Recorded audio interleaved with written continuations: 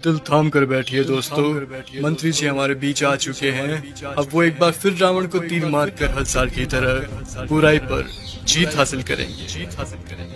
मारना नक्की करो।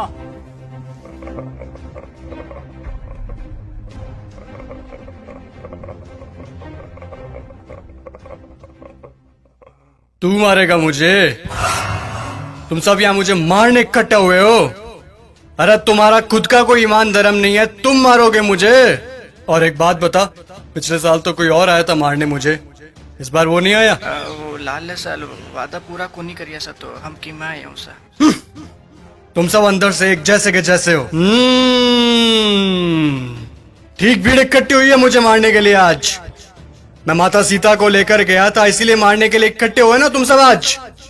हाँ, मैं मानता हूं मेरी गलती, लेकिन माता सीता को किसी कारागृह में नहीं, सबसे उत्तम वाटिका थी उसमें रखा था मैंने।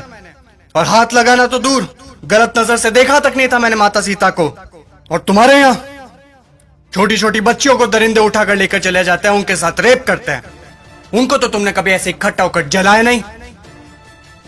वो दरिंदे क्यों खुलेआम घूम रहे हैं आज भी, मुझे ये बताओ। आए हैं मुझे जलाने। अब चोटे तू बता। मैं तो सभी वेद और ग्रंथों का ज्ञाता हूं। तूने कौन सी वेद ग्रंथ या पुस्तक पढ़ी है, मुझे ये बता।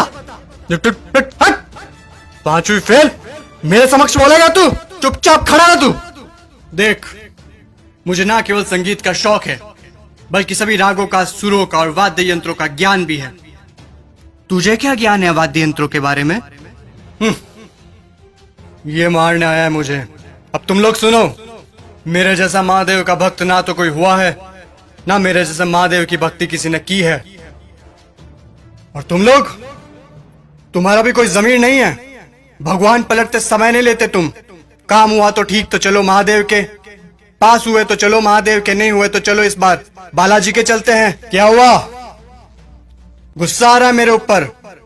तुम लोग मेरे बारे में क्या सोचते हो मुझे कुछ फर्क नहीं पड़ता, लेकिन एक बात कान खोल के सुन लो, मैं चाहे कैसा भी हूं, लेकिन तुम्हारे इस मंत्री जैसा कदापि नहीं हूं मैं। मेरे राजपाट में जनता प्रसन्न रहती थी, खुश रखता था मैं उन्हें।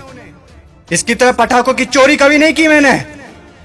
बोलूं, बता दूं सभी को, ये दुष्ट, ये तुम्हारा मंत्री दुष्ट एक नंबर का, ये कागजों में लिखता है कि रावण दहन के लिए 50 पेटी पटाखों के लगे, और लगा था 5 भी नहीं है। ये सब इसके घर पे जा रहे हैं। और तुम लोग क्या कहते हो? बुराई पर अच्छाई की जीत। कहां हुई, कहां हुई बुराई पर अच्छाई की जीत? जब तक तुम्हारे मन में चोरी, गद्दारी, लालच, वासना, द्वेष, अहंकार जैसी भावनाएं जीवित है, बुराई कैसे मरेगी? बुराई मर ही नहीं सकती। तुम लोग मुझे खत्म करने आए हो ना? अरे मेरा खात्मा तो मेरा अहंकार कभी कर चुका। अब अगर मारना है, जलाना है, तो अपने अंदर छुपे रावण को जलाओ, उसको मारो। सच्चाई और अच्छाई को अपना लो, बुराई अपने आप खत्म हो जाएगी। और अगर तुम मुझे जलाने के उद्देश्य से ही आए हो, तो मैं तुम्हें बता दूं कि सिर्फ छोटे बच्चे ही आज की तारीख में मुझे जला सकते हैं, क्योंकि उनके अंदर चोरी, गद्दारी, लालच, घृणा, वासना, द्वेष, अहंकार जैसी भावनाएं नहीं है। असल में वही हैं ईश्वर का स्वरूप। ए लड़के, लगा दे आग, फिर से जला दे। अगले साल फिर आऊंगा मैं जलने के लिए, लेकिन अगले साल मैं देखूंगा कि आप लोगों ने अपने अंदर के रावण जलाए या नहीं।